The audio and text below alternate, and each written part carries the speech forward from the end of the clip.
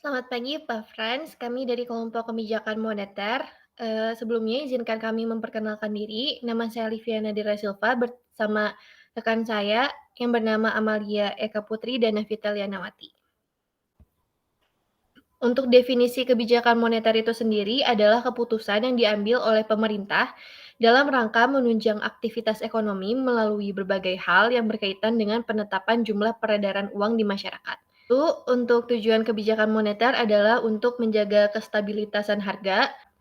Lalu tujuan kedua adalah untuk mempertahankan tingkat pertumbuhan ekonomi yang berkelanjutan.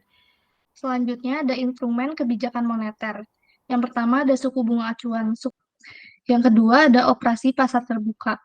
Yang ketiga ada kebijakan makroprudensial.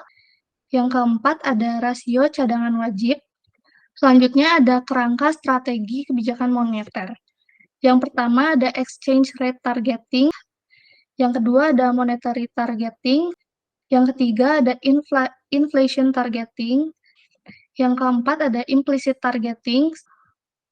Di kerangka strategi kebijakan moneter ini, monetary targeting untuk exchange rate targeting. Yang selanjutnya ada inflation targeting. Untuk kerangka yang keempat ada implicit target, memiliki kelebihannya kebijakan moneter yang independen sehingga dapat berfokus pada kondisi perekonomian domestik, tidak bergantung pada kondisi perekonomian domestik serta tingkat fleksibilitas tinggi. Part selanjutnya yaitu kebijakan moneter di Indonesia pada masa tahun 1945 hingga 1948. Pada tahun 1945 hingga 1952 terjadinya nasionalisasi The Javakhse Bank sebagai bank sentral Indonesia. Pada tahun 1953 hingga 1967, Bank Indonesia berperan sebagai bank sirkulasi dan agen pembangunan.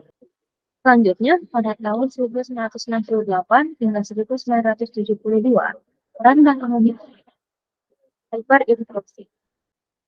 Pada tahun 1972 hingga 1982, peran Bank Indonesia dalam periode oil price drop 1983 hingga 1997 kejahatan deregulasi sistem keuangan dan krisis moneter 1997. Pada tahun 1999 hingga tahun 2003 merupakan periode pasca krisis. Pun 2009 hingga sekarang merupakan pasca krisis keuangan global tahun 2008. Sekian presentasi dari kelompok kebijakan moneter.